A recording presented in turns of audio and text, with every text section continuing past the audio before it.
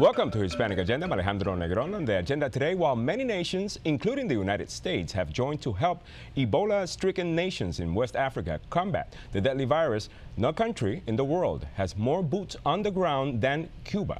The socialist state has emerged as a significant contributor in the fight against Ebola, having sent more than 100 health workers to West Africa's hot zone. Plans to send hundreds more are in place, but some wonder about their ability to help others while neglecting the Cuban people back at home. Let's get the roundtable's take on all this. From Telemundo Washington, Valeria Aponte, the editor-in-chief of El Tiempo Latino, Alberto Avendaño, and Judy Pino from the Libre Initiative here. Welcome to the program. Pleasure to be here. All right, Valeria, I'll start with you. Tell me about some of the countries that are involved in helping West Africa to combat, and what are the numbers, how are they contributing? Well, that's right. Recently, actually, Cuba and Venezuela and other Latin American countries got together to form kind of like a plan to help the three biggest stricken countries in Africa, which are Sierra Leone, Guinea, and Liberia. Right now, Cuba already has 165 of their doctors and nurses already in Sierra Leone, and they're training 296 to move to Liberia and the other one, Guinea. All right. So but the United States and other European economic powers are also participating. Of course. Yes. But as to boots on the ground or hands there, Cuba is by far the top. The United States is sending millions of dollars, but so far we haven't heard any reports of them sending a mass of people over there to help the people who are sick. Although we do have a few Marines in Liberia. Of course, yes.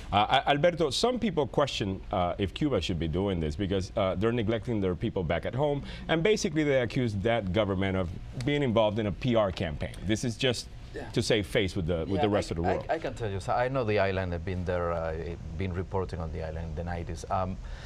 One thing that I have to say is whatever Cuba is doing about this issue in Africa is very commendable. Thank you very much. I really don't care. What I think we should be focusing is on what is really going on and why the world is reacting so late and so little in some cases. I think we need to talk about ourselves. We need to talk about United States. Why do we react when we have an infection here instead of really taking care of the issue prior before it becomes a pandemic crisis? Right. Why the world is not paying attention? Is it because it is Africa? I mean, it is really upsetting. The Cuba thing is basically if it was happening somewhere else, would our efforts come a lot faster? Probably. And my problem with the Cuba thing is that, well, you have to understand too that this is a government-run, one party only kind of dictatorship, really dictating a group of people to do something. It's not that all of a sudden you have a non-profit effort or an individualized effort. It is a mandate.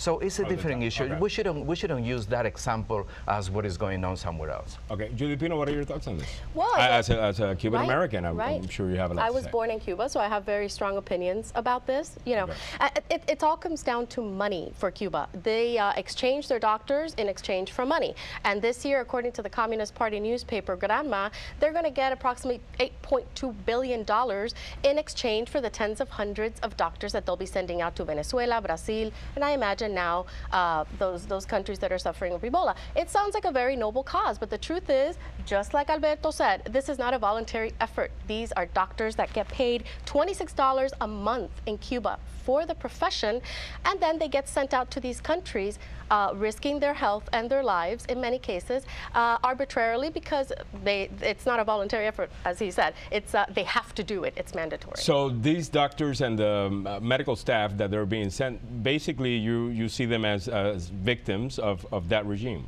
in Cuba. That's one way to look at it. Well, absolutely. It's their duty. I mean, they have it is their duty. It's the duty is what they have to do, and there is a government mandate to do it.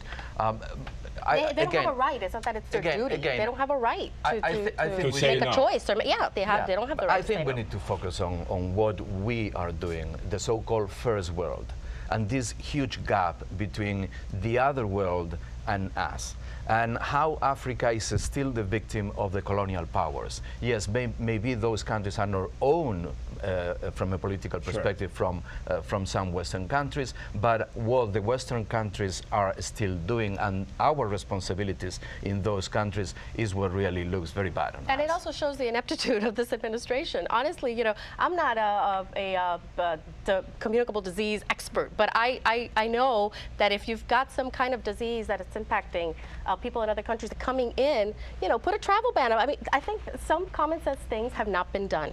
Okay, how do you feel about that, Alberto? Do you think the administration has responded to the Ebola crisis effectively? I mean, I'm not going to try to use this as a personal opinion to try to criticize an administration. I can tell you from my perspective, the reaction was soft. And I think that when you are in government, you shouldn't be afraid of certain repercussions when important things like the health of a country is at stake. I think that travel restrictions are there to be implemented, and if things are implemented in a rational way, well explained, and then it has a counter, which means help to the countries where this thing is going on, then you create a framework that makes sense.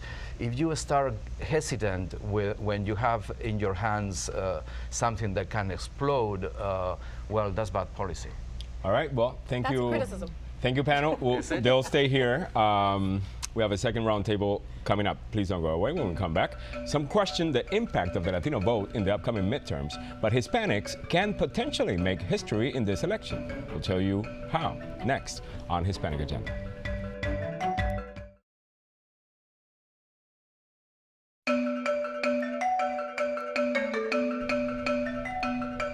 Welcome back to Hispanic Agenda. Next item on the agenda. The midterm elections are just around the corner, and while the impact of the Latino vote on the balance of power here in Washington is debatable, this election has the potential of being historic for Hispanics. Those casting their ballots could pave the way for more Latinos holding a seat in Congress than ever before. Let me welcome back this week's roundtable from Telemundo Washington, Valeria Aponte, the editor-in-chief of El Tiempo Latino, Alberto Avendaño, and Judy Pino from the Libre Initiative. Welcome back, guys. All right, Valeria, I'll start with you again. So tell me, how many Latinos do we currently have in the House of Representatives, and what's the potential here for the biggest or the largest amount of Latinos ever elected to the U.S. House of Representatives? That's right. Well, right now in the House per se, there's 28. But that could change after November 4th, and we could have a total of 32 breaking records right now. Okay. So 32 is, we've never had apparently 32 U.S. representatives.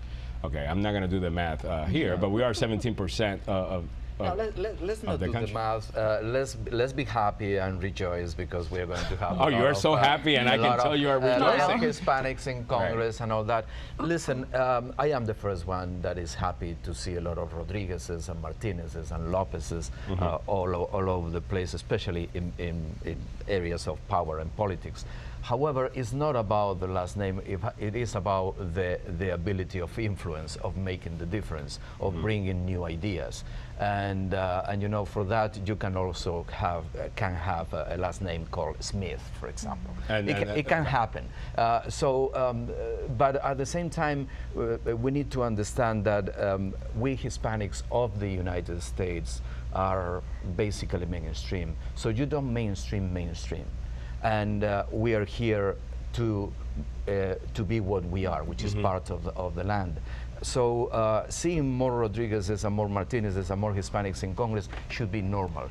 What I want to see is how this is affecting real policy. Now, Judy Pino, many of the ones that could be elected are also Republican. Yes, that's right. And one of my favorites. Are there Hispanic Republicans? Yes, of course. And one of my favorites is, that's really funny. One of my favorites is Marilinda Garcia out of New Hampshire. Young, beautiful girl, poised to be the rising star of the party. And I think she's got a real good chance. Ann McLean Kuster is who she's running against, but Marilinda is the incumbent. We have so many elections, but the most important thing is that Hispanics have the power both to be voters and candidates. For the first time, we could break records And that's a big deal. You know, 8 million Latinos will vote this year. That's up from 1.2 in 2010. Right. And I think that's significant. But it's not going to matter if we don't turn out to vote. That's important. Exactly. So let's remind people, turn out to vote. Vote for whoever you want. Just and so some other elections that we should be following are in Arizona, California, and West Virginia. And of course, we have the governor's races out in New Mexico with Susana Martinez and Brian Sandoval in Nevada. And of course, they'll probably end up also winning because they've done a very good job. And Brian Sandoval has been, talked about as a potential vice presidential candidate in 2016 on the Republican side. And that would be amazing. You know, Alberto said that the last name doesn't matter. You know, it kind of actually does, because when you carry a Hispanic last name, it kind of behooves you and you're almost obligated to represent the Hispanic community. I know that you're right, and it does matter, but I want to focus on agendas and any real influence. But yes, it does matter. You're right. Talking about agendas, let's continue with our agenda. We also want to remember this week a man very important to this country, and to the very powerful too in this country, but to Hispanics of Dominican descent. I'm talking about Oscar de la Renta, the famous designer. Valeria Ponte. Yes, you're right. This week, the world, because he was truly an artist in the fashion industry, and he was loved by so many. Because I think one of the things I was a big fan of his work, was the fact that he did these dresses completely different, but not something crazy like we sometimes see, that made women look beautiful. Yeah. You could see them in every Academy Awards. So many artists wearing his dresses, and they were always like the best dressed list, because he knew what looked good on specific women. He treated them individually. Sure, and not only the powerful in Hollywood, but the powerful here in Washington. First ladies. First ladies, exactly. Like Hillary Clinton, Laura Bush. He dressed them both for their inaugural the ball. Michelle Obama, I understand. I'm not so sure. I don't know. I have a jacket, an Oscar de la Renta jacket. Which is not that one. It's not a joke. It's not a joke. It was not expensive, but it's the one that I really put on the day that he passed away. It was an emotional thing. Talking about emotional things, and just because we don't have enough time for more, the Washington Post, of course, is the parent company of El Tiempo Latino, which you are the editor-in-chief. This week lost Ben Bradley. We lost an iconic figure. An iconic figure. We lost a leader of the newsroom, the real hero of the newsroom, as Don Graham defined him in a beautiful op-ed. It was my privilege, my honor, and my dream to really have met him throughout these 10 years that the Washington Post has owned El Tiempo Latino. I met him for the first time in the cafeteria of the building. It was a very unique encounter, because I got all my emotions telling him how wonderful he was. And the old man, he was 83, 84 at the time, he said to me, "Alberto, shut up and grab a coffee. I'm an old man." Let me ask you a question. Did he actually get you to shut up? Was he? He was one of the few people who was able to get me shut up. That's good. I mean, if Ben Bradley is the only guy that can shut, I get that. It is an honor. Kind of an honor. He was really a hero. He was a gentleman who made a difference in the profession, and really made a difference in this country. Thank you guys for your time. We have to go. When we come back, the story of a Harvard student who's been stuck in his native country, Mexico, for months. Then later, the first ever Greater Immigration Film Festival is coming up too. We'll tell you about that.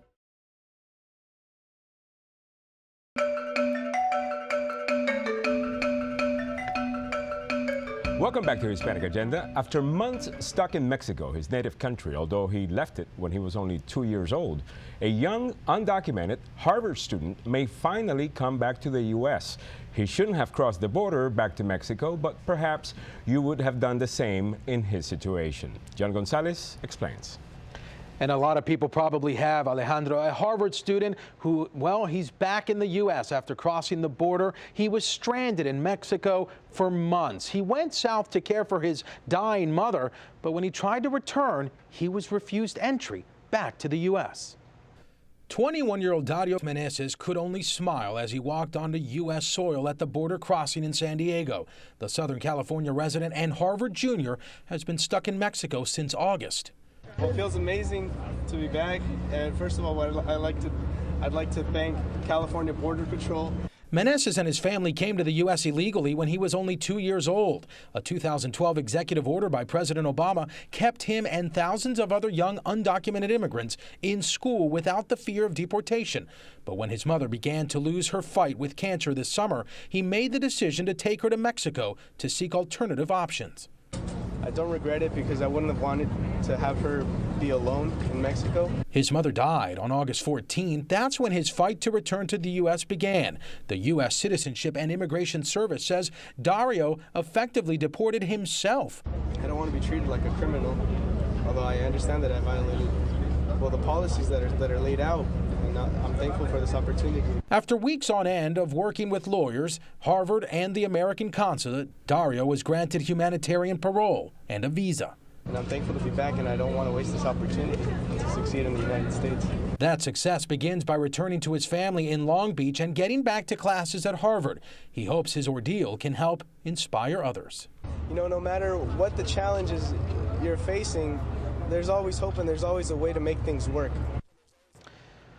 And his mother's dying wish was for Dario to graduate from Harvard and have a productive life here in the U.S. He says that is now his priority. Alejandro? Thank you, John Gonzalez. Coming up, when we come back, the first ever Greater Washington Immigration Film Festival is here, and we'll be joined by the organizers to discuss some of the films documented the plight of those risking everything just to get a chance to make it on this side of the border. When we come back, Hispanic Agenda continues.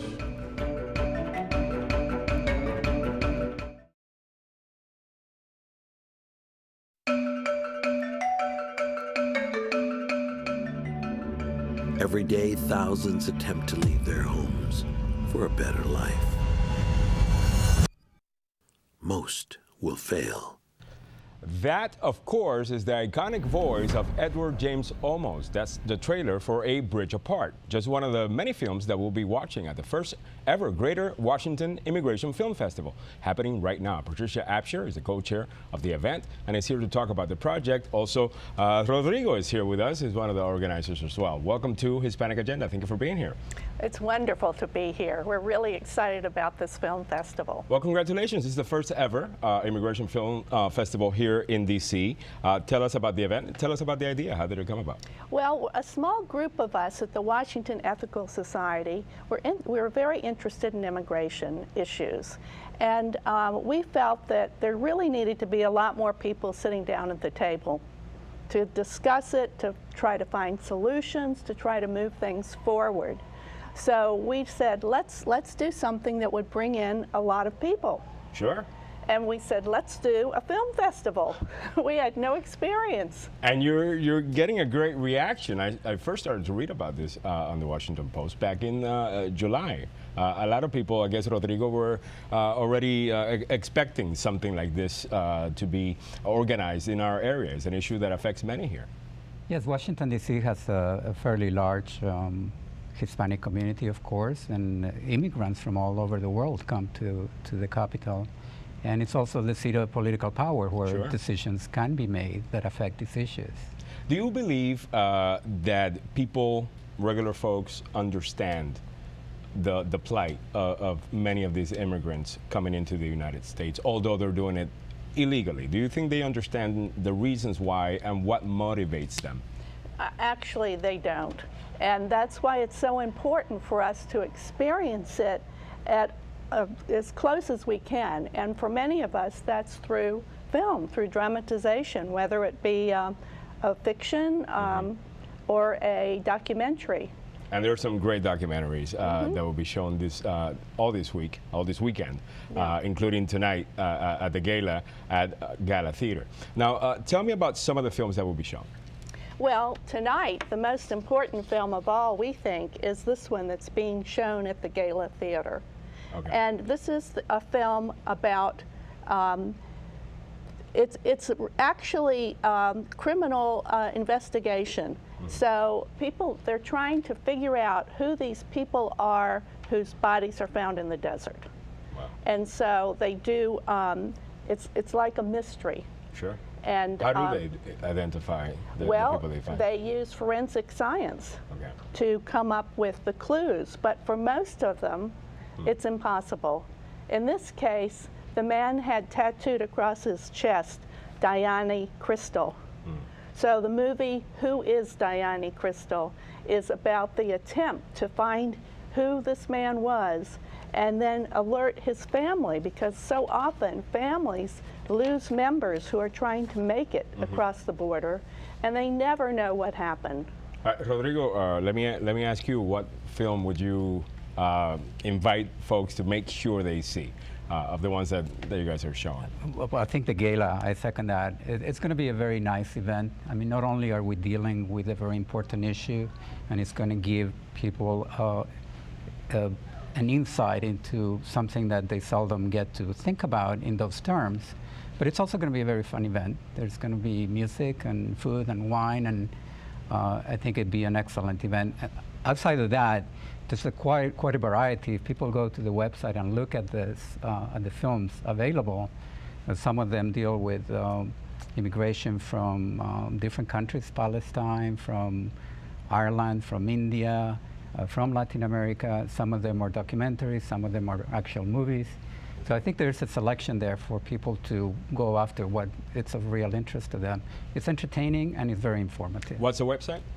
www.immigrationfilmfest.org. All right, well, we wish you the best of luck, and we'll be there tonight at the gala to participate in this great event. Congratulations, and thank you for putting it together. Thank you. Muchas gracias. All right, please check out our Facebook page and follow us on Twitter at agenda_DC. Tune into Telemundo Washington for the Spanish version of this program, and be sure to join us again next week here on News Channel 8. Have a great weekend, and thanks for watching. I'm Alejandro Negron. We'll see you next time.